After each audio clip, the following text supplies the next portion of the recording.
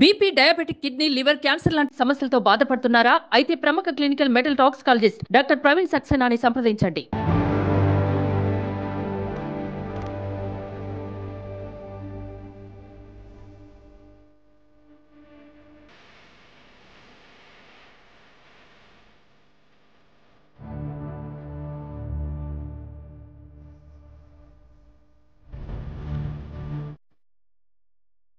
నా తరఫున తెలుగు ప్రజల తరఫున కేంద్ర ప్రభుత్వం తరఫున హృదయపూర్వకమైనటువంటి శుభాకాంక్షలు.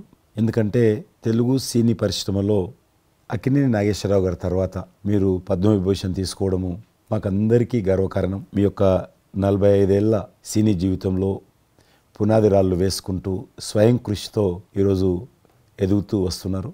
ఎంతో కష్టపడి మీరు ఈ స్థాయికి చేరుకున్నటువంటి మీకు ఈరోజు కేంద్ర ప్రభుత్వం పద్మవిభూషణ్తో సన్మానించడము నిజంగా ప్రతి తెలుగు బిడ్డ గర్వపడాల్సినటువంటి అంశమని నేను భావిస్తా ఉన్నాను. Thank you so much.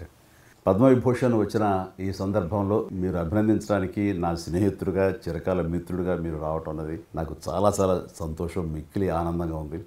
And మీ ప్రేమని మీ అభిమానాన్ని ఆస్వాదిస్తున్నాను. Thank you so much.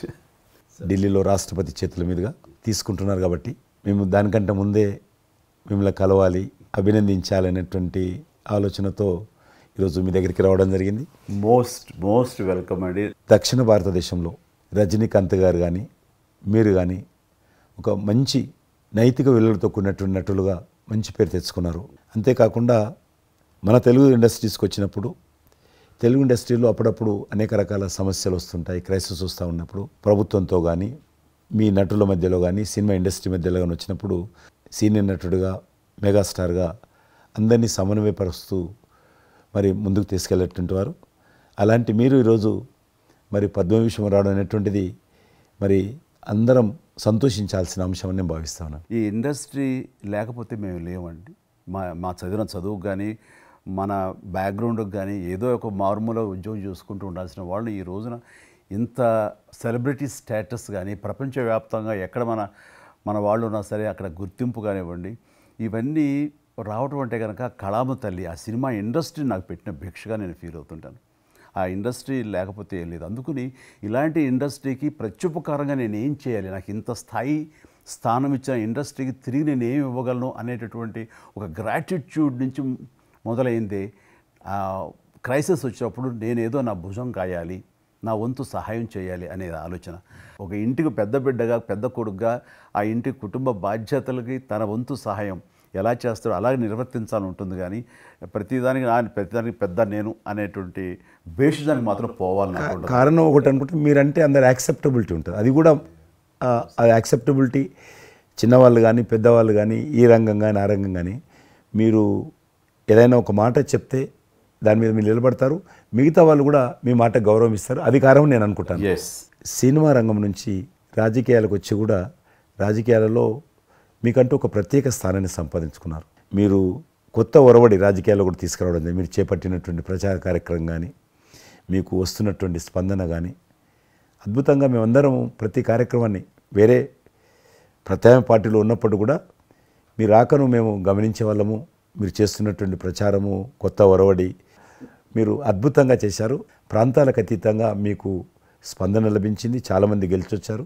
ఒక ఆర్టిస్ట్గా నేను మంచి స్థితిలో ఉన్నప్పుడు రాజకీయాల్లోకి వెళ్ళాల్సినటువంటి ఒక పరిస్థితులు నెలకొన్నాయి. ఆ సమయంలో నేను ప్రజలకి ఏదో చెయ్యాలనే తప్పనే ప్రధానం తప్ప ఎలాంటి పొజిషన్స్ ఏమిటి దీని మీద నాకు దృష్టి లేదు. ఎందుకంటే అన్నిటికీ మించి ఉన్నతమైన స్థానాన్ని వాళ్ళ మనసులో వాళ్ళు ఇచ్చిన తర్వాత దానికి మించి నాకు ఏది కావాలి కోరిక లేదు నాకు. అయితే ఏదో చిన్న ఎత్తున మనకి తెలిసి మనకు అందుబాటులో ఉన్నటువంటి చారిటబుల్ ట్రస్ట్ ఇవి పెట్టి చేస్తాను, నేత్రదానం అని రక్తదానం అని చేస్తున్నాం. కానీ పెద్ద ఎత్తున చేసే అవకాశం భగవంతుడు ఇస్తే కనుక అది చిత్తశుద్ధితోటి నేను మనసావాచ కర్మేణ చెయ్యాలి అని ఆ రకంగా నా కృతజ్ఞత తీర్చుకోవాలని మాత్రం చూపించాలని మాత్రం నాకు ఎప్పుడు ఉంటుండేది. నాకు ఇప్పటికి జ్ఞాపకం ఉంటుంది. ఇది అంతకుముందు ఒకటే ఉండేది, ఇలా పెట్టినప్పుడల్లా ప్రతిసారి మీరే జ్ఞాపకం వస్తారు నాకు. ఎంత కీన్ అబ్జర్వ్ చేశాను. రాజకీయంగా ఉన్నప్పుడు మాత్రం నాకు ఎనలేని సంతృప్తి ఎక్కడ లభించిందంటే ముఖ్యంగా ఇప్పుడు తమరు చేస్తున్నటువంటి శాఖ ఉంది కదా టూరిజం, అది నేను మీకంటే కొంచెం ఒక స్టెప్ ముందుగా దాన్ని నేను అవి నిర్వర్తించినప్పుడు ఆ శాఖలో మంత్రిగా నాకు పొందినటువంటి అనుభూతి కానీ లభించిన సంతృప్తి కానీ అంతా ఇంత కాదు. ఆ రకంగా మాత్రం రాజకీయాలకు వస్తే ఇంత చేయొచ్చా అనేది మాత్రం నాకు సుస్పష్టంగా నాకు అనుభవపూర్వకంగా తెలిసి వచ్చింది మంత్రిగా ఉన్నప్పుడు టూరిజానికి. అది అలా అలా వెళ్ళి ఆఖరికి ఒక కల్నరీ ఇన్స్టిట్యూట్ అనేది నాకు అవకాశం తిరుపతిలో నేను వెళ్ళాను. అద్భుతమైనటువంటి ఇన్స్టిట్యూట్ అది. అంటే క్షమించాలి, అది ఇనిషియేట్ చేసి తీసుకురావడం వరకు నేను చేసి ఇంకా ప్లానింగ్ అంతా మీరు ఉన్నప్పుడే జరిగింది. రాబట్టడానికి ఎంత కృషి చేశానంటే అంతా ఇంత కాదు, అది మనకు రాకుండా పోయే పరిస్థితులు ఉన్నాయండి. ఆ టైం లోపల ఒక మినిస్టర్నా ఒక సూపర్ స్టార్నా అన్నీ పక్కన పెట్టేసి ఆ ప్లానింగ్ కమిషన్ చైర్మన్ ఉండేవారు మౌంటిగా అహులువాలియా, ఆయన దీన్ని వద్దు, మనకి ఇది వైబుల్ కాదు, ఇది ఫీజిబుల్ కాదంటే కనుక కాదని ఆయన గుమ్మదరికి వెళ్ళిపోయి చేతులు కట్టుకుని ఇది ఓకే చేయండి సార్, దీని ఆవశ్యకత అంతా కాదు. ఇండియాలో ఉన్నటువంటి ఎన్ని రకాల స్టేట్స్ ఎన్ని రకాల కల్చర్స్ ఉన్నాయో అన్ని రకాల వంటకాలు ఉండేటటువంటి దేశం మందే. అది నేర్పించే ఒక ఇన్స్టిట్యూషను ఈ రోజున మనకి కావాలి, అదే కల్నరీ ఇన్స్టిట్యూట్. అది మనకు వచ్చింది, దాన్ని మనం నిలబెట్టుకోవాలి. ఇది గొప్ప అవకాశం, ఎంతోమందికి ఉద్యోగం ఇవ్వటమే కాదు మన కల్చర్ని కూడా మనం నిలబెట్టుకోవడం అవుతామంటూ ఆయనతో పోరాడి కన్విన్స్ చేసి ఓకే చేసి ఇక్కడ రాష్ట్ర ప్రభుత్వం ఆ రోజున ఉన్నట్టు రాష్ట్ర ప్రభుత్వం ఒప్పించి రేణుగుంటలో 17 ఎకరాల దాకా చేయించి ఇంకా పెట్టేస్తున్నాం, ఇంకా మనం స్టోన్ వేస్తున్నాం ఇక్కడ అని అనుకున్న సమయంలో ఈ రాష్ట్ర విభజన సమయంలో నేను రిజిగ్నేషన్ టెండర్ చేసి వచ్చింది. అయితే ఫైల్స్ సంతకం అన్నీ అయిపోయినాయి. దాని తర్వాత ఇమ్మీడియట్గా వచ్చిన కేంద్ర ప్రభుత్వంగా మీరు దాన్ని ఇంప్లిమెంట్ చేసి ఈరోజు రేణుగుంటలో అది మీరు చాలా అద్భుతంగా ఉన్నదండి. ఇంకా దాన్ని ఈ మధ్యలోనే 2 రోజుల క్రితం ఈ మధ్య నేను మా సెక్రటరీని పంపించాను. మళ్ళీ దాన్ని ఇంకా రిక్రూట్మెంట్ కానీ ఇంకా రీడెవలప్మెంట్ కానీ ఇంకా ఏ రకంగా డెవలప్. ఇప్పుడు ఆల్రెడీ మేము ఎస్వి యూనివర్సిటీతో టైప్ చేసుకుంటున్నాము, టీటీడీ వాళ్ళతో టైప్ చేసుకుంటున్నాము, కొన్ని స్టార్ హోటల్స్తో టైప్ చేసుకుంటున్నాము. ఆ రకంగా ఇంకా మీరు ఏదైతే ఆలోచన ఉండనో మీ ఆలోచన ప్రకారం దాన్ని ముందుకు ముందుకు తీసుకెళ్తాం. మీరు రాజకీయాలు ఉన్నా సినిమా రంగంలో ఉన్నా కూడా కల్మషం లేనటువంటి వ్యక్తి అని నేను భావిస్తాను. ఎవరిని పల్లెత్తు మాట అన్నారు, ఇంట్లో అన్నారు అనుకుంటే బయట అన్నారు అనుకుంటాను. పార్టీ పెట్టినప్పుడు కూడా ఎవరన్నా అక్కడక్కడ రాజకీయంగా అన్నా కానీ మీరు వ్యక్తిగతంగా అందరూ గౌరవిస్తారు ఈరోజు ఏ పార్టీలు ఉన్నప్పుడు కూడా. నేను అది ముందస్తుగా చూసింది మీలో కిషన్ రెడ్డి గారు. మిమ్మల్ని మనస్ఫూర్తిగా చెప్తున్నాను, అసెంబ్లీలోకి నేను అడుగుపెట్టినప్పుడు నేను కొత్తవాడిని. నా వెనకాల ఆల్రెడీ ఒకసారి ఎమ్మెల్యేగా చేసి రెండోసారి ఎమ్మెల్యేగా ఉన్న కిషన్ రెడ్డి గారు నా పక్క సీట్లో ఉండేవారు. ఇటు పక్క ఇంకొకరు జయప్రకాష్ నారాయణ గారు, ఆయన ఇటు పక్క చంద్రబాబు నాయుడు గారు, మరో పక్కేమో వైఎస్ఆర్ అందరూ ఉండేవాళ్ళు. వీళ్ళందరూ మాట్లాడుతుంటే వీళ్ళందరూ రాజకీయ ఉద్దండులు మాట్లాడుతుంటే అందరూ చూస్తుండేవాడిని. అక్కడ నాకు వచ్చిన షాక్ ఏంటంటే ఫస్ట్ ఒకళ్ళు దుయ్యబెట్టుకుంటూ తిట్టుకుంటూ అసలు దుర్భాషలు ఆడుకుంటూ కొట్లాడుకునే పరిస్థితి దాకా వస్తూ ఇక ఫినిష్ అయిపోయింది, ఇంకా ఒకళ్ళు మాట్లాడుకోరు, ఇంకా వీళ్ళు దీర్ఘకాల శత్రువులు వీళ్ళు ఇంకా అనే ఫీలింగ్ వచ్చింది. ఇలా ఉంటుందా అనేది. బట్ దానికి విరుద్ధంగా నేను అసెంబ్లీ అయిపోగానే కారులో నడుచుకెళ్తుంటే ఎవరైతే ఇద్దరు తిట్టుకున్నారో ఒకరొకరు దూషించుకున్నారో వాళ్ళు భుజమే చేసిన ఏంది భయ్యా నువ్వు అలా నువ్వు అనలేదు భయ్యా, అరే నా నాయకుడు చూస్తున్నారా అనకపోతే బాగుంటుందని ఇట్లా అంటుంటే నాకు షాక్ తిన్నాను, చాలా ఆశ్చర్యపోయేవాడిని. ఇదే ఇలా ఉంటుందా? మీ సినిమా ఫీల్డ్ కంటే ఎక్కువ నటులు ఉంటారు, మీ సినిమా ఫీల్డ్ కంటే ఎక్కువ నటులు రాజకీయాల్లో ఉంటారేమో అలా అనిపిస్తుంది నాకు.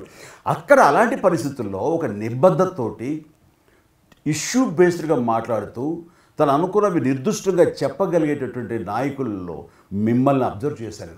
మీరు ఎక్కడ ఎవరిని దుర్భాషలాడటం నేను చూడలేదు, ఎవరిని పౌరుషంగా మాట్లాడటం చూడలేదు, ఎవరిని ఎద్దేవా చేయటం రెడిక్యూల్ చేయడం నేను చూడలేదు. మీరు ఎంతసేపు ఇష్యూ బేస్డ్గా మాట్లాడేవాళ్ళు, స్ట్రాంగ్ వాయిస్ చేసుకుని మీరు అనుకున్నది అది ఎంత కరెక్టు, ఎలా అన్యాయం జరుగుతుంది అని ఆ ప్రజలకి మద్దతుగా ప్రజల తరపున నిలబడి మాట్లాడిన నాయకుడుగానే మిమ్మల్ని చూశాను. నేను ఇప్పటికీ అలాగనే ఉన్నాను. అవును, మా పార్టీలో ఉన్న కొంతమంది కానీ బయట ఉన్నటువంటి వాళ్ళు కానీ కొంత మీడియా విలేకరులు కానీ నువ్వు ఆ రకంగా మెత్తగుంటే లాభం లేదు, ఇప్పుడు రాజకీయాలలో నువ్వు కూడా పరుషంగా మాట్లాడాలి, వ్యక్తులను చాలా గట్టిగా మాట్లాడాలి అంటారు. కానీ నేను అదే అంటాను, నేను ఇప్పుడు మారలేను, నాకు అవసరం కూడా లేదు, నేను ఇలానే ఉంటాను. నేను గతంలో ఏ రకమైనటువంటి వాజ్పేయి గారు, లాల్ కృష్ణ అద్వానీ గారు, మా తెలంగాణలో మా వి రామారావు గారు, వెంకయ్యనాయుడు గారు, దత్తాత్రేయ, ఇదంతా నాకు నేర్పారు వాళ్ళు. నేను చిన్నగా ఉన్నప్పుడు నా చేయి పట్టుకొని నడిపారు వాళ్ళు. కాబట్టి నేను ఏ రోజు కూడా చిన్న పొరపాటు చేయకూడదనేటువంటి దాంట్లో ఉన్నాను. నేను ఎప్పుడన్నా రాస్తారోకో చేసేవాళ్ళం. రాస్తారోకే మాకు వి రామారావు గారని సిక్కిం గవర్నర్ ఉండే ఎమ్మెల్సీ, ఆయన వెంటనే ఫోన్ చేసేవాడు. నువ్వు ఎక్కడన్నా పోతున్నప్పుడు ఎవరైనా రాస్తారోకే చేస్తే ఒక 2-3 గంటలు ట్రాఫిక్ జామ్ అయితే నీకు ఎంత బాధ అవుతుంది? కాబట్టి నువ్వు రాజకీయ నాయకుడు అయినంత మాత్రాన రోడ్డు ఆపేసి ప్రజలను ఇబ్బంది పెడితే ప్రజలకు మేలు చేయాలనుకుంటున్నావా, ప్రజలు ఇబ్బంది పెట్టాలనుకుంటున్నావా? ఈ రకంగా ప్రశ్నించేవాడు. నేను ఎవరైనా ముఖ్యమంత్రులది దిష్టిబొమ్మ తగలబెడితే ముఖ్యమంత్రి తగలబెట్టొద్దు, కావాలంటే గవర్నమెంట్ తగలబెట్టు, వ్యక్తి ఆ రకం చిన్న చిన్న విషయాలు నాకు. Fantastic sir. ఈ రోజుల్లో ఎంతమంది ఇలా ఆలోచించే నాయకులు ఉన్నారు, ఎంతమంది స్టేట్స్మెన్లు ఈ రకమైన సలహా ఆ తర్వాత వచ్చే యంగ్ నాయకులకి సలహా ఇచ్చేవాళ్ళు ఉన్నారు. అవన్నీ కరువడిపోతున్నాయి. ఇవన్నీ కూడా చరిత్రలో జరిగేవంట అనే స్థితిలాగా ఉంది మీలాంటి వాళ్ళు లేకపోతే కనుక. ఈరోజు మనము స్వాతంత్రం వచ్చి 75 సంవత్సరాలు అయింది. ఈ 75 సంవత్సరాల్లో మనం అనేక రకాలుగా అభివృద్ధి చేసుకున్నాము, ప్రాజెక్టులు కట్టుకున్నాము, ముందుకెళ్ళాము, కొంత మెరుగైనటువంటి పరిస్థితి వచ్చింది. కానీ మన తర్వాత వచ్చినటువంటి స్వాతంత్రం వచ్చినటువంటి దేశాలు కూడా డెవలప్డ్ కంట్రీగా ఎమర్జ్ అయినాయి. మనం ఇంకా డెవలపింగ్ కంట్రీ, అభివృద్ధి చెందిన దేశంగా ఎదగలేరు. కానీ దురదృష్టం ఏంటంటే మనకు టార్గెట్ పెట్టుకోలే, ఎప్పటి లోపల మనం లక్ష్యం చేరుకుందాం అనేది ఎక్కడ కూడా పెట్టుకోలేదు. ఇంకో 75 సంవత్సరాల తర్వాత ఇట్లనే ఉన్నాం అనుకో, ఇంకో 75 సంవత్సరాల తర్వాత కూడా వెనక తిరిగి చూస్తే మనం డెవలపింగ్ కంట్రీగా ఎమర్జ్ కాము. అందుకే ఈ మధ్యలో మన ప్రభుత్వం, కేంద్ర ప్రభుత్వము ఒక టార్గెట్ పెట్టుకుంది. ఇప్పుడు కమింగ్ 25 years ప్రపంచంలో అత్యధికమైనటువంటి యూత్ పాపులేషన్ ఇండియాలో ఉంటుంది. కాబట్టి ఈ 25 years అమృతకాలం అంటారు దీన్ని. ఎగ్జాక్ట్లీ. ప్రధానమంత్రి కూడా అప్పుడప్పుడు అంటుంటారు ఇది అమృతకాలం. కాబట్టి ఈ 25 years మన యూత్ కానీ ప్రతి ఒక్క ఫీల్డ్ కానీ మనము ఇప్పుడు సినిమా ఫీల్డ్ అందుకు సినిమా ఫీల్డ్ 2047లో ఏ రకంగా ఉండాలి, ప్రపంచాన్ని ఏ రకంగా డామినేట్ చేయాలి, అగ్రికల్చర్ ఏ రకంగా డామినేట్ చేయాలి, ఇండస్ట్రీ ఏ రకంగా డామినేట్ చేయాలి, ఎన్జిఓస్ ఏ రకంగా పనిచేయాలి, ఆర్థిక వ్యవస్థ ఏ రకంగా ఉండాలి, ఆ రకంగా ఎవరికి వారు 140 కోట్ల మంది మనం అనుకొని 2047 లోపల 100 సంవత్సరాల స్వాతంత్ర పండుగ జరుపుకుంటాము. ఆ రోజుకు మనం అభివృద్ధి చెందిన దేశంగా ఎదగాలి. ఇంకొక మాట అంటారు ప్రధానమంత్రి గారు, అప్పుడు ఏ పార్టీ ఉంటుందో అధికారం మనకు అనవసరం. అప్పుడు ఎర్రకోట నుంచి ఏ ప్రధానమంత్రి, ఏ వ్యక్తి జాతీయ పతాకం ఆవిష్కరిస్తారో మనకు సంబంధం లేదు, ఎవరైనా ప్రజలు అనుకుంటారు. కానీ ఆ రోజుకు మన దేశం ప్రపంచంలో డెవలప్డ్ కంట్రీ స్థాయికి ఎదిగి 3, 4, 5 ఉంటే అట్లో మన దేశం ఉండాలి అనేది అని ఈరోజు మనం అందరం ఒక లక్ష్యంగా పెట్టుకొని ముందుకెళ్తే యూత్ ఏదైతే అంటున్నారో మీరు, ఆ యూత్ కూడా మరి వాళ్ళ జీవితం సాఫల్యం చెందినట్టు అవుతుంది. ఇప్పుడు డెవలప్డ్ కంట్రీస్లో మనది ఆర్థికంగా చూసుకుంటే కనుక ఆర్థిక వ్యవస్థగా మనది 5వ కంట్రీగా డెవలప్ అయింది. లార్జెస్ట్ ఎకానమీ ఈ మధ్య కాలంలో, ఈ మధ్య సంవత్సరాల్లో, ఒక దశాబ్ద కాలం లోపల. ఇప్పుడు వచ్చే 5 సంవత్సరాల్లో మనం థర్డ్ ప్లేస్ చేరుతాం. ఇప్పుడు యూకే లాంటి మనల్ని పరిపాలించి ఆక్రమించుకొని పరిపాలించినటువంటి బ్రిటన్ కూడా వెనకకి నెట్టేసి 5వ స్థానానికి వచ్చేసాం. వచ్చేటువంటి 5 సంవత్సరాల్లో ఖచ్చితంగా మనం 3వ స్థానంలోకి లార్జెస్ట్ ఎకానమీ కంట్రీగా మనం ఎమర్జ్ అవుతాం. 100%. అవన్నీ ఇప్పుడు జరుగుతున్నటువంటి ఈ యొక్క డెవలప్మెంట్స్, ఈ ఆర్థిక సంస్కరణలు ఇవన్నీ చూస్తుంటే ఖచ్చితంగా ఆ రోజు ఎంతో దూరం లేదు మీరు చెప్పినట్లుగా. మీ తెలిసి మధ్యలో G20 సమావేశాలు నిర్వహించినప్పుడు నేను మీతోటే మాట్లాడాను.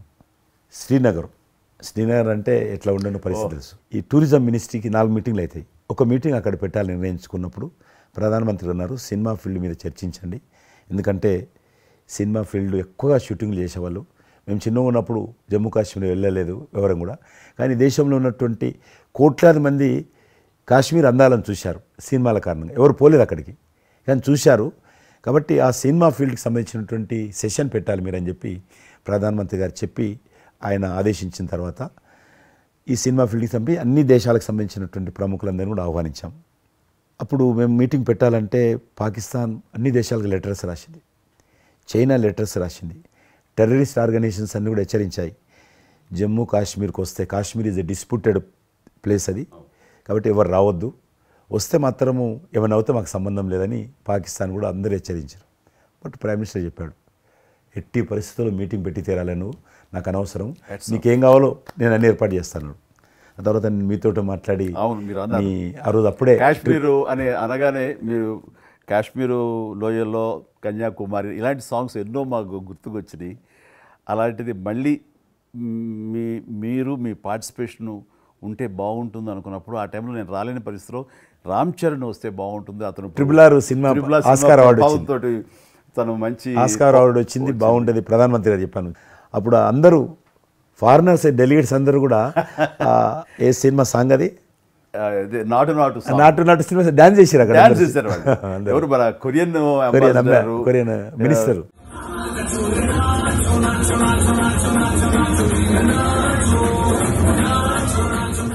అలాగే ఇంకొక జర్మన్ అంబాసిడర్స్ చాలా మంది కింద మీరు చూసింది కొద్దిమందిని, కింద చాలా మంది చేశారు ఆ పాట పెట్టి చేసినప్పుడు. సో ఇప్పుడు మీకు మనవి చేస్తున్నాను, లాస్ట్ 2023లో ఇప్పుడు ఆ ఆర్టికల్ 370 తెలియించిన తర్వాత 23 కానీ 22 కానీ ఆల్మోస్ట్ మోర్ దెన్ 300 పిక్చర్స్ అవి మరి ఓటీటీ సినిమాలు కావచ్చు, టీవీ సీరియల్స్ కావచ్చు, మన సినిమాలు కావచ్చు, కొన్ని బయట దేశాలకు సంబంధించినటువంటి సినిమాలు కూడా ఆల్మోస్ట్ 300 పిక్చర్స్ షూటింగ్ జరిగాయి అక్కడ లాస్ట్ 2 ఇయర్స్లో. మళ్ళీ తిరిగి మీ ప్రభావంతో, ఆయన నరేంద్ర మోడీ గారి చొరవతోటి ఇలాగా G20 కల్చర్, ముఖ్యంగా టూరిజం సంబంధించి సినిమాలను ఎంకరేజ్ చేస్తూ మీరు తీసుకున్న చొరవ, అందులో రామ్ చరణ్కి మీరు ఇచ్చేటువంటి ప్రాధాన్యత ఇవన్నీ కలిపినప్పుడు ఫస్ట్ నా వైఫ్ తన ఫ్రెండ్స్ తోటి ఎక్కడికి వెళదాం ఈ హాలిడే అంటే వాళ్ళ ఫ్రెండ్స్ అందరూ కలిపి కాశ్మీర్కి వెళ్ళారు. అన్నిటికీ మించి మన భారత జాతీయ జెండా రెపరెపలాడుతున్నది. మీకు తెలుసలేదు, మా పార్టీ తరఫున మాకు మురళీ మనోహర్ జోషి గారు ఉండేవారు, పార్టీ అధ్యక్షుడు అద్వానీ గారి తర్వాత. ఆయన కన్యాకుమారి నుంచి కాశ్మీర్ వరకు యాత్ర తీసాము. ఏంటో తెలుసా డిమాండ్, అక్కడ శ్రీనగర్లో జాతీయ పతాకం ఎగరడం, దానికోసం ఉద్యమం చూడండి, ఒక జెండా ఎగరడం కోసం. ఆడికి మిలిటరీ మధ్యలో, పోలీస్ ఫైరింగ్ల మధ్యలో ఒక జెండా, మేము జమ్మూ కాశ్మీర్ కానీ ఆపేశారు మమ్మల్ని. అక్కడ నుంచి విమానం, మిలిటరీ విమానంలో తీసుకుపోయి ఆయన ఒక్కరిని అక్కడ జెండా ఎగిరినట్టు చేసి మళ్ళీ తీసుకొచ్చారు. దల్ లేక్ అని ఉంది అక్కడ, ఉన్నది కదా. మొన్న 15th ఆగస్ట్, ఇంతకుముందు 15th ఆగస్ట్ ఏదైతే మనము 70 సంవత్సరాల పండుగ జరుపుకున్నాము, 50,000 మంది అమ్మాయిలు అబ్బాయిలు స్కూల్ పిల్లలు అందరూ చేతులలో 3 రంగుల పతాకాలు పట్టుకొని దల్ లేక్ చుట్టూ ఊరేగింపు చేశారు. అది మార్పు. ఇంకొకటి నాకు సంతోషం ఏంటంటే, మీరు రాజకీయాలకు రాకముందే మీకంటూ ఒక ప్రత్యేక స్థానం సర్వీస్ యాక్టివిటీలు, చిరంజీవి చారిటబుల్ ట్రస్ట్ చాలా పెద్ద ఎత్తున చేయడం అనేటువంటిది నిజంగా అది చాలామందికి ఆదర్శమైంది. మిమ్మల్ని చూసిన తర్వాత చిరంజీవి గారు పెట్టిన అంత పెద్ద నటు పెట్టడం మనం చేయకూడదని వాళ్ళ స్థాయిలో పెట్టినటువంటి చాలా సంస్థలు మీ నుంచి స్ఫూర్తి తీసుకొని పెట్టారనేది నాకు తెలిసిన వాళ్ళు కూడా చాలామంది చెప్పారు. కాబట్టి అది గొప్ప విషయం. మీకు ఎందుకు వచ్చింది ఐడియా? అది ఏదైనా సరే ముందు మన మనసులో తిరిగి ప్రత్యుపకారంగా ఏదైనా చెయ్యాలి అనే భావం ఒకటి ఉంటేనండి, అవకాశాలు ఎదురుగా ఉంటాయండి మన ఎదురుగా. అలా చూసినప్పుడు ఆ టైంలో రక్తం దొరకక చనిపోయే వాళ్ళు చాలామంది ఉన్నారు. అది గర్భస్రావంతో, డెలివరీ సమయంలో, యాక్సిడెంట్ సమయంలో కొంతమంది క్షతగాతులు, అట్లాగా లుకేమియా కానివ్వండి, క్యాన్సర్ కానివ్వండి, ఇలాంటివి తలసేమియా కానివ్వండి, ఇలాంటి చాలామంది ఉన్నారు. ఇంతమంది జనాభా ఉన్న ఈ దేశంలో రక్తం ఇచ్చేవాళ్ళు లేకుండా పోయారు. ఎందుకంటే రక్తం అనేది ల్యాబుల్లో తయారు చేసేది కాదు, ఒక మనిషి మరొక మనిషికి దానం ఇస్తేనే జరిగేది. సో ఆ మాత్రం ఆల్టర్నేటివ్ లేదు, ప్రత్యామ్నాయం లేదు. సో ఇది కేవలం మంచి మనసుతోటి ఉండేవాళ్ళు ఇచ్చేదే. వాళ్ళని మోటివేట్ చేయాలంటూ నేను ఏం చేస్తానంటే, నా ఫ్యాన్స్ని ఫస్ట్ మోటివేట్ చేద్దామని దీని ఆవశ్యకత చెప్పడం కోసంగా షార్ట్ ఫిల్మ్స్ కానివ్వండి, ఎక్కడ పెడితే అక్కడ నేను ఇవ్వటం మొదలుపెట్టేసరికి ఈ రోజున రక్తం ఇవ్వటం కోసంగా ముమ్మరంగా ముందుకు రాగలుగుతున్నారు అంటే దాన్ని ఇనిషియేట్ చేసింది, దానికి ముందస్తుగా దాన్ని మోటివేట్ చేసింది నేను అని చెప్పుకోవడానికి నాకు గొప్ప విషయం అండి. కానీ మీరు ఒక ఉద్యమంలాగా తయారు చేశారు దాన్ని, ఒక మూమెంట్ లాగా తయారు చేసి మిషన్కి hats off to my fans and motivate అయిన ధర్మాత్ములు, మంచి మనసు ఉన్న వాళ్ళు ఎంతోమంది ముందుకు వచ్చారు. వాళ్ళందరికీ కూడా ఈ సందర్భంగా చేతులెత్తి నమస్కరిస్తాను. ఇక్కడ మీ గురించి నేను ఇంకోటి విన్నాను, మీరు ఏదైతే నా సేవా కార్యక్రమాల గురించి మీరు ప్రస్తావించారో అదే సమయంలో నేను కోవిడ్లో కూడా నేను కొంచెం యాక్టివ్గా ఉండి మా కార్మికులకి సంబంధించి 3 నెలల పాటు 4 నెలల పాటు నా మిత్రుల సహకారంతో నేను కొంత అమౌంట్ తోటి సినిమా ఫీల్డ్లో పనిచేస్తున్నటువంటి దాదాపు ఆఫీస్ బాయ్ నుంచి మొదలు పెడితే టెక్నీషియన్స్ వరకు కూడా మీరు చాలా పెద్ద ఎత్తున చాలా మందికి నేను గ్రాసరీస్ ఇవ్వగలిగాను, వాళ్ళకి బయటికి రాని పరిస్థితిలో. బట్ అదే పరిస్థితిలో మీరు దేశవ్యాప్తంగా, మీరు ముఖ్యం ఇక్కడ మన రాష్ట్రానికి సంబంధించి తెలంగాణలో మీరు ఫ్రంట్ లైన్లో ఉండి ప్రతి వాళ్ళని పరామర్శిస్తూ, ప్రతి హాస్పిటల్కి వెళుతూ, ఎవరైతే ఆ రోజున ఫ్రంట్ లైన్ హీరోస్ ఉన్నారో వాళ్ళందరినీ పరామర్శిస్తూ మీరు అద్భుతంగా పెద్ద ఎత్తున చేశారు. అదే కాకుండా మన ఇండియా లెవెల్లో మీరు corona command control room. Corona command control room మీకు మీ ఆధ్వర్యంలో జరిగింది. అప్పుడు మీరు చేసిన సేవల గురించి దేశం ప్రస్తావించారు. అంటే అప్పుడు నోడల్ మినిస్ట్రీ హోమ్ మినిస్ట్రీ ఉండింది. ఏమైనా డైరెక్షన్స్ దేశానికి ఇవ్వాలన్నా, రాష్ట్ర ప్రభుత్వాలకు ఇవ్వాలన్నా, లాక్డౌన్ ఎక్కడ పెట్టాలి, ఎక్కడ పెట్టకూడదు, ఎప్పుడు పెట్టాలా, లాక్డౌన్లో ఏ స్థాయికి వెళ్ళాలా అన్నీ కూడా హోమ్ మినిస్ట్రీ ఇచ్చేది. నేను అప్పుడు హోమ్ మినిస్ట్రీలో ఉన్నాను. ప్రజలకు రోజువారీ అవసరమైనటువంటి 24 మినిస్ట్రీస్, 3 జాయింట్ సెక్రటరీస్ ఒక్కొక్క మినిస్ట్రీ నుంచి 8 గంటల చొప్పున హోల్ నైట్ టు డే 24/7 ఆ బ్యాచ్ కరోనా కంట్రోల్లో కూర్చోవాలి. ఆ రకం కూర్చున్నప్పుడు దానికి యాజ్ ఎ మినిస్టర్గా నన్ను ఇన్ఛార్జ్ పెట్టారు ప్రధానమంత్రి గారు, అమిత్ షా గారు. చాలా అద్భుతంగా నేను కూడా ఆల్మోస్ట్ 1.5 month ఆఫీసులోనే పడుకున్నాను. మిలిటరీ విమానాలలో ఆక్సిజన్ పంపించాను. మీకు తెలుసు మిలిటరీ విమానాలు ఒక విమానం ఢిల్లీ నుంచి ఆక్సిజన్ తీసుకొని వస్తే గ్రీన్ ఛానల్ ద్వారా హైదరాబాద్ సికింద్రాబాద్ స్టేషన్ వచ్చేంత వరకు కూడా ఎక్కడ ఆగకపోయేది. అంత నెట్వర్క్ గ్రీన్ ఛానల్ అంటారు. ఆ రకంగా విమానాల ద్వారా నేను గాంధీ హాస్పిటల్కి ఆల్మోస్ట్ 12 సార్లు పోయాను లోపలికి. ఎవరైతే వెంటిలేటర్ మీద పేషెంట్స్ ఉంటారో నేను బుక్ ఒకటి ప్రింట్ చేశాను. వెంటిలేటర్ మీద పేషెంట్ దగ్గరగా మాట్లాడాను. దేవుడి మీద భారం ఇచ్చి తిరిగాను. ఆ రకంగా ఎందుకు వెళ్ళానంటే ఏదో పబ్లిసిటీ కోసం కాదు. డాక్టర్లు పనిచేస్తున్నారు, ఆడ నర్సులు పనిచేస్తున్నారు, ఆడ శానిటేషన్ సిబ్బంది పనిచేస్తారు, క్లీన్ చేయడం. వాళ్ళు పనిచేస్తున్నప్పుడు మనం వాళ్ళని గాలికి వదిలేసి మీరు పని చేయండి, మేము రాజకీయ నాయకులము, మేము ఇళ్ళల్లో ఉంటాము, మేము రాము అని కూడా దాన్ని బట్టి నేను లోకల్గా ప్రజాప్రతినిధిని, ఎంపీని అని చెప్పి మా ఇంట్లో భయపడుతున్నా, అందరూ భయపడుతున్నా. ప్రెస్ వాళ్ళందరూ వచ్చేవాళ్ళు. ప్రెస్ వాళ్ళందరినీ గేట్ కాడ బయట మెయిన్ గేట్ కాడ ఆపాడు. ఇక నేను పోయేవాడిని, మొత్తం చూసేవాడిని. ఆ సూపరింటెండెంట్ కూడా నాతో పాటు లోపలికి వచ్చేవాడు ధైర్యం చేసి నేను వెళ్ళినప్పుడు. ఆ రకంగా పూజారులు ఉంటారు దేవాలయాలలో. పూజారులు కూడా చాలా పేదవాళ్ళు ఉంటారు, మీకు తెలుసు. వాళ్ళకు దేవాలయాన్ని క్లోజ్ అయినాయి కదా. ఆ టైంలో పూజారులు అందరికీ గ్రాసరీస్ పంపించడము, మీలాంటి వాళ్ళ దగ్గర పెద్దవాళ్ళ దగ్గర సాయం తీసుకొని మా కార్యకర్తలకు పంపించడము, పోలీస్ స్టేషన్లో పోలీసుకు పంపించడము, హోంగార్డ్స్ పంపించడము. ఈ రకంగా నేను కూడా కొద్దిగా గొప్ప చేశాను. ఇక్కడ మా వాళ్ళతోటి కలిసి నా కాన్స్టిట్యున్సీ చూసి ఈవెన్ నా పార్టీలో ఉన్నటువంటి నాకు పనిచేసినటువంటి పేద కుటుంబాల కార్యకర్తలకు కూడా గ్రాసరీస్ పంపించాను నేను. ఆ రకంగా కూడా వర్కౌట్ చేశాను. మీ కుటుంబంలో కూడా చాలామంది మీకు బంధువులు సినిమాలు వచ్చారు. అందులో 2 ప్రముఖంగా మీ అబ్బాయి చరణ్ గారు కావచ్చు, మీ సోదరుడు పవన్ కళ్యాణ్ గారు కావచ్చు. వాళ్ళిద్దరిట్లో మీకు నచ్చిన సినిమా ఏముంటుంది? పవన్ కళ్యాణ్ సినిమాల్లో నాకు తొలి ప్రేమ ఒకటి చాలా ఇష్టం, బద్రీ ఇష్టం, అలాగే జల్సా అనే ఇంకో సినిమా, అత్తారెడ్డి దారేదైతే చాలా అవి తను చేసినవి సినిమాలైనా అన్నీ కూడాను అద్భుతమైన సినిమాలే, 1-2 తప్ప. అండ్ చరణ్ రెండో సినిమా మగధీర నభూతన భవిష్యత్. మీరు అసెంబ్లీలో నాకు వచ్చి చెప్పారు, ఇది మగధీర రిలీజ్ అయిన రోజు ఉన్నారు మీరు, జ్ఞాపకం ఉందో లేదు మీకు? కరెక్టే కదా, మీరు షేర్ చేశారు. చాలా బాగా నడుస్తుంది మా అబ్బాయిది, మంచి అదే టైంలో మీరు అసెంబ్లీలో కూడా చెప్పారు మాకు, మామూలుగా మాట్లాడుతున్నారు. మగధీర చాలా అద్భుతంగా వచ్చింది, చిరంజీవి అని మీరు ఎంత సంతోషపడిపోయారో.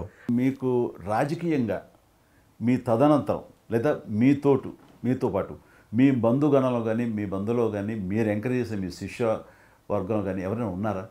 అంటే నేను మా కుటుంబం నుంచి ఎవరిని ప్రోత్సహించలేను. ఎవరన్నా ఇష్టం ఉంటే వాళ్ళు రావాలి ఫ్యూచర్లో, నేను ప్రోత్సహించలే ఎవరిని కూడా.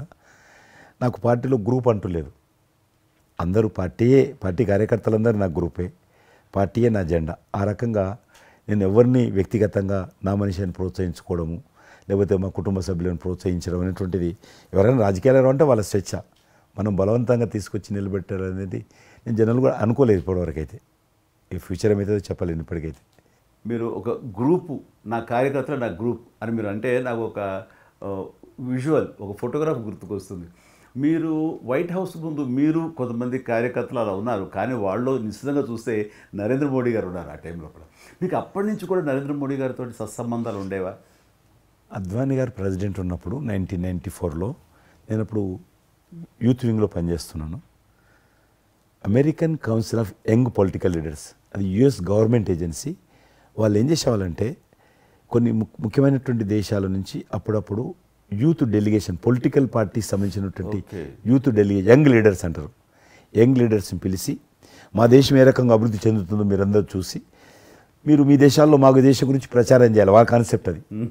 అద్వానీ గారు 3 సెలెక్ట్ చేశారు. నన్ను హైదరాబాద్ నుంచి తెలంగాణ ఉమ్మడి రాష్ట్రం ఆంధ్రప్రదేశ్ నుంచి. కర్ణాటక నుంచి అనంతకుమార్ అని చనిపోయారు. Yes, yes. మినిస్టర్ ఉండేవారు, సివిల్ అవియేషన్ మినిస్టర్ ఉండేవాడు, కల్చర్ మినిస్టర్. ఆయన చనిపోయారు మధ్యలోనే. అక్కడ గుజరాత్లో ఆర్గనైజింగ్ పార్టీకి సెక్రటరీ ఉండేవాడు నరేంద్ర మోడీ గారు, అప్పుడు మినిస్టర్ కాదు ఇంకా కారే.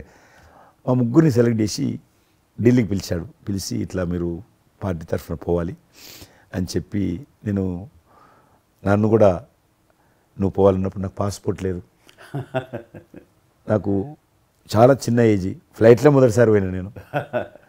తొందర రమ్మంటే మా పార్టీ ఫ్లైట్ టికెట్ ఇస్తే పోయాను.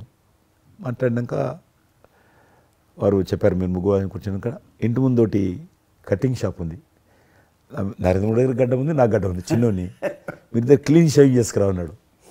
నరేంద్ర మోడీ ఇంటి మా అమ్మ పోయిన క్లీన్ నాకు చూపించాలన్నాడు. మళ్ళీ వచ్చి మళ్ళీ పోయి క్లీన్ షేవింగ్ చేసుకొని నరేంద్ర మోడీ గారు మేము ఇద్దరం, ఎందుకంటే అయినా మీరు పార్టీ రిప్రజెంట్ చేయడం లేదు, మీరు ఇండియాని రిప్రజెంట్ చేస్తున్నారు, టైంకి రావాలా, టైం పోవాలని చెప్పి మమ్మల్ని పంపించిన తర్వాత నరేంద్ర మోడీ గారు మీరు చూడండి ఆ ఫోటోలో ఆయన సంఖ్య ఒక బ్యాగ్ ఉంటుంది, ఆ బ్యాగులో పుస్తకము పెన్ ఉంటుంది.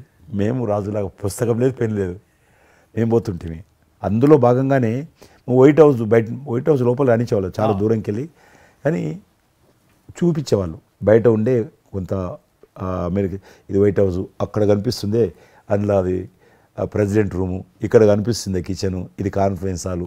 బయట నుంచి అందరు చెప్పేటోళ్ళు చాలామంది ఉండేవాళ్ళు, గైడర్స్ టూరిస్ట్ గైడ్స్ ఉంటారు కదా, వాళ్ళు చాలామంది అక్కడ పోతే చెప్పేవాళ్ళు. ఆ రకంగా అక్కడ దిగినటువంటి ఫోటో అది. ఎందుకు రిలీజ్ చేశానంటే ప్రధానమంత్రి గారు అయిన తర్వాత నాకు ఫోన్ చేశాడు, కిషన్ ఏమన్నా మీ దగ్గర ఫోటోలు ఉన్నాయా? ఆయన దగ్గర లేవు పాపం. ఓకే, నాకు ఫోన్ చేశాడు. నేను ఎమ్మెల్యే క్వార్టర్స్లో అవన్నీ ఫోటోలు తీసినాక ఇంత కట్ట ఉండే కానీ అన్నీ అంటుకొని ఒకటి మనకు తెలియదు కదా, మొత్తం పాడిపోయినాయి. 8 ఫోటోలు దొరికినాయి. అందులో ఏదో ఒకటి దొరికింది, బోటు థమ్స్అప్ తాగుతూ, అప్పుడు థమ్స్అప్ తాగొద్దని కూడా తెలియదు, ఇది మల్టీనేషనల్ కంపెనీ అటువంటి ఏం లేదు అప్పుడు. బోట్ నడిపిస్తున్న ఫోటో ఇవన్నీ కూడా కొన్ని దొరికితే పంపించాను. ఆయన ఏ వైట్ హౌస్ ముందు అయితే నేను ఫోటో దిగాను గేట్ కాడ, ఈరోజు అదే వైట్ హౌస్ ఆహ్వానం మేరకు వైట్ హౌస్ లోపలికి వెళ్తున్నానని ఆ ఫోటో రిలీజ్ చేశాడు. Excellent experience. ప్రైమ్ మినిస్టర్ ఆ ఫోటో బయటకు ఆ ఫోటో బయటకు వచ్చింది. ఆ రోజు ప్రైమ్ మినిస్టర్ గారు అయిన తర్వాత అమెరికాకి వెళ్తున్న రోజు రిలీజ్ చేసిన ఫోటో అది. మీరు మాకు ఒక మాట ఇచ్చారు, మీరు మన ఆఫీస్ ఏదైతుందో టూరిజం ఆఫీసు ఢిల్లీలో నేను వస్తాను, మన ఇద్దరం ఒకసారి ఎందామని అన్నారు. కానీ మీ ఒత్తిడి కారణంగా మన ఒత్తిడి కారణంగా జరగలేదు. ఇంకా అది రేపు ఎలక్షన్స్ తర్వాత మళ్ళీ అది చెప్పలేము కాబట్టి అది వస్తాను. అది కాకుండా మీరు నాకు ఇంకా జ్ఞాపకం, ఆఫీస్లో ఉన్నప్పుడు నాకు గర్వం ఫీల్ అవుతాను. ఎందుకంటే మీరు పెట్టిపోయినటువంటి ఫోటోలు, ఇండియాకి సంబంధించినటువంటి టూరిజం డెస్టినేషన్ యొక్క ఫోటోస్ ఏవైతున్నాయో అవి ఇంకా ఆ రకంగానే ఉన్నాయి. నేను అడిగిన ఎవరు పెట్టారంటే చిరంజీవి గారు పెట్టారంటారు. డ్రైవర్ కూడా మీకైతే డ్రైవర్ ఉండను, అతను ఇప్పుడు నా దగ్గర ఉన్నాడు, రణధీర్. మీకు చెప్తుంటాడు, సార్ మై చిరంజీవి సాబ్ కभी मैं ही साहब ड्राइवर मैं ही चलाता उनका गाड़ी ఢిల్లీ में आज आपको मैं चला रहा हूं साहब అంటాడు. ఇంకా ఉన్నాడు పాపం. చాలా సీనియర్ అండి అతను, చాలా మంచి. మన ఉమ్మడి ఆంధ్రప్రదేశ్ ఉన్నప్పుడు మనం ఇండియాలోనే మనమే ఆరోగ్యశ్రీని ప్రారంభించామన్నది నాకు తెలిసినటువంటి వాస్తవం. ఆ తర్వాత మిగతా రాష్ట్రాలు కూడా వ్యాపించింది అనేది చాలా ఇది. అలాంటి ఆరోగ్యశ్రీకి కిషన్ రెడ్డి గారే ఆద్యులు, అంకురార్పణ చేసిన వాళ్ళు అని బయట బాగా వెనుకడు ఉంది. ఆ తర్వాత ప్రభుత్వాలు పికప్ చేసాయి. అది ఎందుకు, ఎలాగా, అది మీరు ఎట్లా ఇనిషియేట్ చేశారు ఆరోగ్యశ్రీ అనేది? 2004 నేను ఎమ్మెల్యే అయినప్పుడు పేరున్న మందకృష్ణ మాదిక్ గారు, ఆయన వాళ్ళకు సంబంధించినటువంటి ఎస్సీ వర్గీకరణ మీద పోరాటం చేస్తూనే సామాజిక సమస్యల మీద కూడా పోరాటం చేసేవారు. దివ్యాంగులకు పెన్షన్ పెంచాలని ఆయన తిరుగుతున్నప్పుడు ఈ అనేక జిల్లాలలో గుండె జబ్బులు ఉన్నటువంటి పిల్లలు జన్మించేవాళ్ళు. వాళ్ళకు ఆ రోజు ఒక ఆపరేషన్ చేయాలంటే 10 లక్షలు, 12 లక్షలు, 13 లక్షలు అయ్యేది. పేదవాళ్ళకి అది అవకాశం ఉండేది కాదు. చాలామంది చనిపోయేవాళ్ళు కూడా. అప్పుడు రాజశేఖర్ రెడ్డి గారు ముఖ్యమంత్రిగా ఉన్నారు. మేము ట్యాంక్ బండ్ కింద అంబేద్కర్ భవన్ ఉంది, అక్కడ మీటింగ్ పెట్టుకున్నాము. ఒక 3000 మంది పసిపిల్లలు వాళ్ళ తల్లిదండ్రులు వచ్చారు. మీటింగ్ అయినాక ఆ మీటింగ్లోనే ఒక అబ్బాయి చనిపోయాడు. ఇప్పుడు ఏం చేయాలి సేమ్ అబ్బాయి అంతే వచ్చాడు, చిన్న పసిబాబు అందే వచ్చాడు, అబ్బాయి చనిపోయాడు. మేము ఏం చేసినాం, నేను మందకృష్ణ గారు కలిసి, నేను కూడా ఉద్యమానికి వెళ్ళాను. ఆ అబ్బాయి డెడ్ బాడీ పట్టుకొని అంబేద్కర్ ట్యాంక్ బండ్ నుంచి అంబేద్కర్ విగ్రహం దగ్గరకు వచ్చాం. మాతో పాటు ఆ పసిపిల్లలందరినీ తీసుకొచ్చాం. 3,000 మంది పసిపిల్లలు.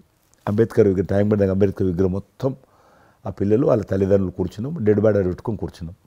ఎట్టి పరిస్థితుల్లో రాష్ట్ర ప్రభుత్వము వీళ్ళందరికీ కూడా ఉచితంగా చిన్నపిల్లలందరూ కూడా ఆపరేషన్ చేయించాలి, ప్రైవేట్ హాస్పిటల్లో కానీ ఎక్కడైనా వాళ్ళ ఇష్టం చేయించాలి, వీళ్ళ ప్రాణాలు కాపాడాలని డిమాండ్ తోటి కూర్చున్నాం. 11 గంటలకు కూర్చున్న తర్వాత రాజశేఖర రెడ్డి గారు దురదృష్టం ఆ రోజు ఢిల్లీకి వెళ్ళిపోయాడు. ఢిల్లీలో ఉన్నాడు. బట్ ఢిల్లీ నుంచే ఫోన్లో మాట్లాడాడు ఆయన. మాట్లాడి నేను తర్వాత ఆలోచిస్తాం, మీరు అట్లా చేయొద్దు, ఎందుకంటే మమ్మల్ని లాఠీ చేయడానికి వీలేదు, పసిపిల్లలు, గుండె జబ్బులు ఉన్న పిల్లలు, మమ్మల్ని నెట్టేయడానికి వీలేదు పోలీసులో కూడా విచిత్రమైన పరిస్థితి, ఆందోళన, ఉద్యమం చేస్తున్నాం మేము, చాలా డెడ్ బాడీ పెట్టుకొని ఉన్నాం, ఏం చేయాలో పోలీసులకు తోచది. ముఖ్యమంత్రి గారు అన్నప్పుడు రాజశేఖర గారు మా మెడ మీద కత్తి పెట్టి మీరు ఈ రకంగా దబాయిస్తున్నారు, ఏమని అనుకోండి సార్, మీరు కృష్ణ గారు చాలా గట్టిగా ఉన్నారు, ఏమని అనుకోండి, మీరు ఎట్టి పరిస్థితుల్లో ఇది చేయాలని చెప్పి మేమిద్దరం కదలాలి. రాత్రి ఆల్మోస్ట్ 10 o'clock మళ్ళీ ముఖ్యమంత్రి గారు ఫోన్ చేసి, మీరు మాట చెప్పడం కాదు ఆర్డర్ రావాలను, వీళ్ళందరికీ ఫస్ట్ మేము రాష్ట్ర ప్రభుత్వం తరఫున గుండె జబ్బులు ఉన్నటువంటి పిల్లలందరికీ ఎంత డబ్బైనా ఖర్చు అయినా సరే మేము ఆపరేషన్ చేయిస్తానని చెప్పి ఢిల్లీ నుంచి మాట ఇచ్చి ఆర్డర్ తీసి మా చేతులు పెట్టినాక మేము పిల్లలందరినీ తీసుకొని వెళ్ళిపోయినాం, ఫస్ట్ పిల్లలు వాళ్ళ తల్లిదండ్రులు. ఆ తర్వాత మళ్ళీ ముఖ్యమంత్రి గారు వచ్చిన తర్వాత మళ్ళీ మీటింగ్ పిలిచాడు మమ్మల్ని. పిలిచి ఈ రకంగా చేయడం తప్ప, మీరు నన్ను బెదిరించారు, బ్లాక్మెయిల్ చేశారు, ఆర్డర్ చేశారు, ఏమని అనుకోసారి మేము ప్రజల పిల్లల ప్రాణాలు కాపాడడం కోసం చేశాం తప్ప మీకు వ్యతిరేకంగా కాదు, ఇంకొకరు కాదు. అందులో బాబు చనిపోయాడు. తర్వాత ముఖ్యమంత్రి ఆలోచన చేసి డాక్టర్లను పిలిచి ఎట్లా చేద్దాము, అప్పుడు సర్వే చేయించాడు. వాళ్ళు గ్రామ పంచాయతీలో సర్వే చేస్తే 2 లక్షల మంది పిల్లలు ఉన్నారు ఒక్క ఆంధ్రప్రదేశ్లోనే. ఉభయ రాష్ట్రాల్లో గుండెకు జబ్బు హోల్ ఉండి పుట్టినటువంటి వాళ్ళు 2 లక్షల మంది పిల్లలు ఉన్నారు. ఇంతమందికి నేను ఎట్లా చేస్తా అది ఇదని మళ్ళీ సర్వే వచ్చిన తర్వాత వెరిఫికేషన్ వచ్చింది, లిస్ట్ తీశాడు, అంచనా వచ్చిన తర్వాత అప్పుడు ఆయన ఇన్సూరెన్స్ ఏదైనా చేద్దామా అని, ఆయన డాక్టర్ కదా ఒరిజినల్గా, ఆయన డాక్టర్ వృత్తి, చదువుకున్నది MBBS అయినా, ఆయనకి ఈ విషయం బాగా తెలుసు కాబట్టి ఏం చేద్దామని ఆలోచన చేసి అప్పుడు ఇన్సూరెన్స్ పథకం ఆ పిల్లల కారణంగా, గుండె జబ్బులు ఉన్నటువంటి పిల్లల కారణంగా ఆ 2 లక్షల మందికి పిల్లలు ఇన్సూరెన్స్ చేయాలన్న వచ్చినటువంటి ఆలోచనే ఈ ఆరోగ్యశ్రీ పథకం. అలా మీరు ఇనిషియేట్ చేసినటువంటి ఈ ఆరోగ్యశ్రీ కానివ్వండి, ఇది నిజంగా ఇలాంటి సామాజిక స్పృహ అనేది రాజకీయంగా ఆలోచిస్తే వచ్చేది కాదండి. ఇది మానవతా విలువలతోటి, మానవత్వంతో ఆలోచించారు కాబట్టి ఈ రోజున అది సఫలీకృతం కాగలిగింది. భారతదేశంలోనే అది ఒక అందరూ ఆచరించేటువంటి గొప్ప పథకం అయింది. అది ఎంతమంది లబ్ధి పొందుతారో వాళ్ళందరూ బ్లెస్సింగ్స్ మీకు ఉండాలి. అసెంబ్లీలో ఉండగా నాకు ఒక రిప్రజెంటేషన్ ఇచ్చారు. ఈ హోమ్ గార్డ్స్ గురించి మీరు తీసుకున్న శ్రద్ధ ఆహ్వానించిన మీరు పడ్డ తపన కానీ అంతా ఇంత కాదు. అండ్ అది మీరు ఈ రోజున వాళ్ళకి ఏదైనా లబ్ధి చేకూరిందంటే దానికి కూడా నాంది పలికిన వాళ్ళు కిషన్ రెడ్డి గారు. 3,000 జీతం ఉండేది సార్ వాళ్ళకు, కుటుంబము. వాళ్ళు 12 గంటలు, 13 గంటలు, 14 గంటలు ఇప్పుడు ట్రాఫిక్ చేస్తుంటారు కదా, వాళ్ళు 12 గంటలు దుమ్ము ధూళి ఎండలో వాళ్ళు ఇట్లా ఏలు పెడితే మొత్తం మన చేయి నల్లగా అవుతుంది, అంత మట్టి కాలుష్యంతో ఉంటారు వాళ్ళు. రోజు వాళ్ళు ఇచ్చే బట్టలు తెల్ల షర్ట్ వేసుకోవాలి, వాళ్ళు కాకి ప్యాంట్ వేసుకోవాలి. ఉదయం వేసుకునే షర్టు 2 గంటలలో కలర్ మారిపోతుంది. మనం ఇచ్చేటువంటి 3,000 రూపాయలు అలా డ్రెస్ ఉతకడానికే సరిపోతుండే.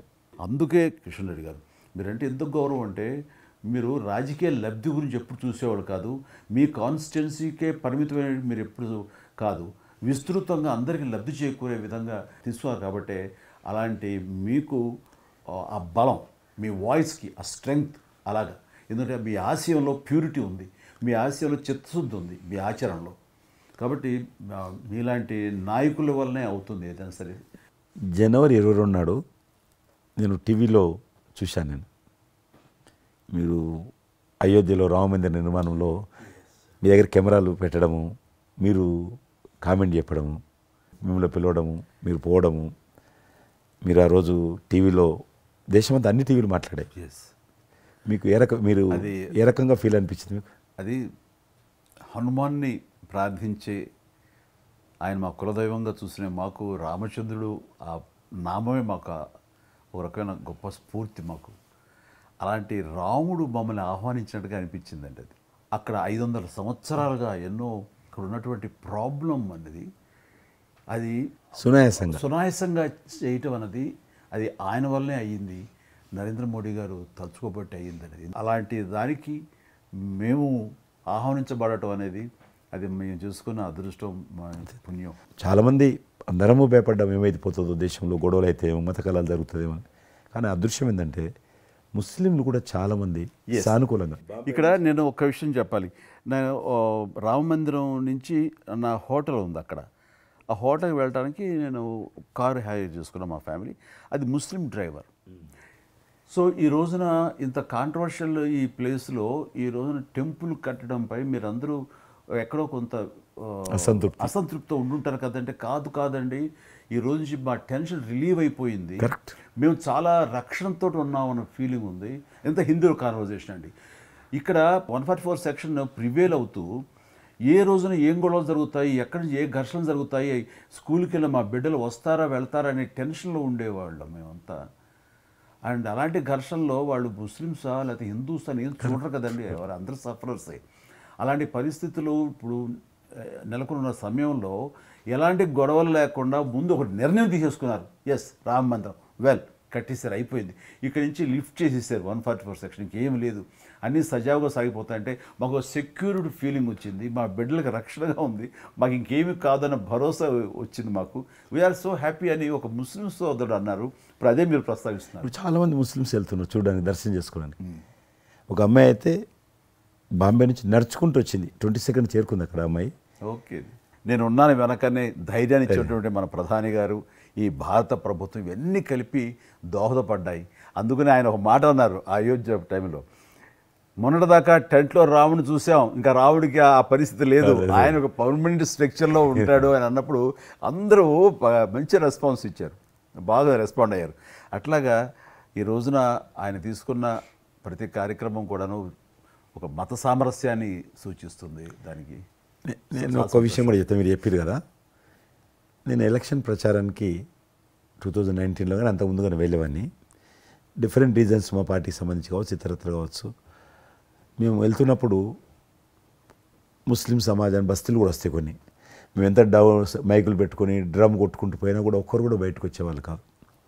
ఇప్పుడు పరిస్థితి త్రిపుల్ తలాక్ అని ఒకటి ఉండేది, అది ముస్లింలో ఒక సాంప్రదాయం. అది ఏదైనా భర్త కోపం వచ్చినా 3 సార్లు తలాక్ అంటే ఆడబిడ్డ ఇంటి నుంచి వెళ్ళిపోవాలి. 3 సార్లు అంటే తలాక్ అంటే వెళ్ళిపోవాలి. అయితే దాన్ని మోడీ గారు త్రిపుల్ తలాక్ సిస్టాన్ని చట్టం చేసి ఇది చేయడానికి వీల్లేదు, ముస్లిం మహిళలకు కూడా హక్కులు ఉంటాయి అని చెప్పి ఆయన చేశాడు. అప్పుడు కూడా చాలామంది భయపెట్టించారు, మత కళాలు జరుగుతాయి, అట్లా వేయొద్దు, నువ్వు ముస్లిం పర్సనల్ విషయాల్లో మీరు జోక్యం చేసుకుంటున్నారంటే ఆయన చాలా వివరంగా చెప్పాడు. ఈరోజు నువ్వు ఒక భర్తగా నీ భార్యకు తలాక్ అని ఇచ్చేసి పంపించేస్తున్నావు. రేపు నువ్వు తండ్రి అవుతావు. తండ్రి అయిన తర్వాత కూడా మీ అల్లుడు నీ కూతురుకు తలాక్ తాగని విడాకులు ఇచ్చి పంపిస్తే అప్పుడు నువ్వు ఎంత బాధపడతావు? కాబట్టి ఏ తండ్రి అయినా సరే అట్లుంటుంది. కాబట్టి ఇది ఈ రకమైనటువంటి ఉండకూడదని చెప్పి ఆయన త్రిపుల్ తలాక్ రద్దు చేస్తే, నేను ప్రచారానికి వెళ్తున్నప్పుడు అంతకుముందు బయటకు వచ్చేవాళ్ళు కాదు. ఉదాహరణకు నేను ఇట్లా పోతున్నాను అనుకోని, రోడ్డు రథం మీద నేను పోతుంటే ఇటు సైడ్ నుంచి ఒక ముస్లిం అలా భార్యను కూర్చుని పెట్టుకొని మోటార్ సైకిల్ మీద నడుపుకుంటూ వచ్చేవాడు. ఇప్పుడు ఏం చేస్తున్నంటే భర్తకు చూడకుండా వెనుకున్నటువంటి భార్య పరద లేపి ఇట్లా నాకు ఊపుతున్నచ్చి, ఇది నేనే సాక్ష్యం. అంత మార్పు వచ్చింది. కట్టన్స్ ఓపెన్ చేసి బస్తీలలో ఇండ్ల ముందుకు వెళ్తుంటే ముస్లిం ఆడబిడ్డలు వచ్చి, మాతృమూర్తులు వచ్చి, తల్లులు వచ్చి చేతులు ఊపుతున్నారంటే నిజంగా సంతోషం. అంటే ఆడబిడ్డలో 10 కోట్ల మంది ముస్లిం ఆడబిడ్డలు ఉంటారు దేశంలో, కానీ అది రావడంతో వాళ్ళకు ధైర్యం వచ్చింది, వ్యతిరేకత లేకుండా ఏ ప్రొటెస్ట్ లేదు. అదే ఫస్ట్ ఆఫ్ ఆల్ విజయం. కాబట్టి ఈరోజు ఆ రకంగా మీరు చెప్పిన దాన్ని బట్టి వాతావరణం మార్పు వచ్చింది. ఈరోజు మత కళాలు లేవు, కర్ఫ్యూలు లేవు. హైదరాబాద్లో ఎన్ని గొడవలు జరుగుతుండే, ఒక్క గొడవ లేదు ఎక్కడ. బాంబేలో, యూపీలో ఎక్కడ చూసినా మత కళాలు ఉండేది. ఈరోజు ఆల్మోస్ట్ 98% కమ్యూనల్ క్లాసెస్ అయిపోయినాయి. ఎక్కడ కూడా కర్ఫ్యూ అయినా లేదు. దేశంలో ఎక్కడో దగ్గర కొన్ని నగరాలలో కర్ఫ్యూ ఉంటుండేది, కొన్ని నగరాల్లో మత కళాలు జరుగుతుండేది. ఎక్కడో ఒక దగ్గర యూపీలోనూ, మధ్యప్రదేశ్లోనూ, మహారాష్ట్రలోనూ, ఇప్పుడు బీహార్లోనూ ఎక్కడ వింటలేదు, ఎక్కడ లేదు. ఈవెన్ జమ్మూ కాశ్మీర్ లాంటి రాష్ట్రంలో కూడా 144 సెక్షన్ లేనటువంటి పరిస్థితి ఉన్నది. మీరు పోయొచ్చా అంటున్నారు. అద్భుతంగా ఉన్నమాట. అది నరేంద్ర మోడీ గారు చాలా విజనరీగా ఆ రకంగా చేశారు. చాలా సంతోషం కృష్ణరెడ్డి గారు. మీరు నన్ను అభినందించడానికి అవార్డు తీసుకుంటున్న సమయంలో పురస్కరించుకుని మీరు వచ్చినందుకు, నన్ను అభినందించినందుకు ధన్యవాదాలు తెలియజేస్తూ, మీతో ఇంతసేపు సంభాషించడంలో ఎన్నెన్నో విషయాలు తెలుసుకున్నాను. నాకు అనుభవపూర్వకంగా తెలిసినవి మీతో పంచుకున్నాను. అండ్ మీలాంటి నాయకులు రావాలి, ఉండాలి, మరి ఎంతోమందికి ఇన్స్పిరేషన్గా ఉండాలి. మీ ఆశయాలు, మీ ఆచరణలు, మీ సమస్య పరిష్కార మార్గాలు, అలాగే మీ నాయకుల యొక్క ఆయన ఆశయాలు, ఆయన యొక్క మార్గదర్శకంగా మీ ముందుండి మిమ్మల్ని ముందు నడిపించే విధంగా, తద్వారా అందరూ కలిసి భారతదేశాన్ని మీరు చెప్తున్నట్టుగా అభివృద్ధి చెందిన దేశాల్లో ఒక దేశంగా పెట్టే స్థితికి మనం వెళ్ళాలనే ఆశాభావం మీ అందరితో పాటు నాకు ఉంది. అండ్ మరొకసారి మీకు ధన్యవాదాలు. తప్పకుండా మీరు జీవితంలో ఇంకా మరెన్నో మెట్లెక్కాలి. ఇంకా మీకు మంచి భవిష్యత్తు ఉంది. ఇటు సినిమా రంగానికి సేవ చేయాలి, అటు సమాజంలో కూడా సేవ చేసేటువంటి అనేక రకాల, సమాజం అంటే ఒక రాజకీయాలే కాదు, అనేక రకాలుగా మీరు చేస్తూ ఉన్నారు ఇప్పటికీ. కాబట్టి రేపు భగవంతుడు ఏం చేస్తారు ఎవరి చేతిలో లేదు. కాబట్టి మీరు నిండా నూరేళ్ళు ఉండి ఈ దేశానికి, ఈ ప్రజలకు సేవ చేయాలని నేను మనస్ఫూర్తిగా కోరుకుంటూ, మరొకసారి పద్మవిభూషణ్ అందుకుంటున్న సందర్భంగా మీరు నా హృదయపూర్వకమైనటువంటి శుభాకాంక్షలు. Thank you. అలాగే మీకు ఈ ఎన్నికలు విజయవంతం కావాలని మనస్ఫూర్తిగా కోరుకుంటూ, ఖచ్చితంగా మీరు మళ్ళీ ఏ మినిస్ట్రీలో ఉంటారో, ఎక్కడ ఉంటారో అనేది నాకు మన చేతుల్లో తెలుస్తుంది. అండ్ వచ్చి మిమ్మల్ని అలా కలుస్తాను నేచర్ మాట ప్రకారం. ఆల్ ద వెరీ బెస్ట్ అండి. Good luck.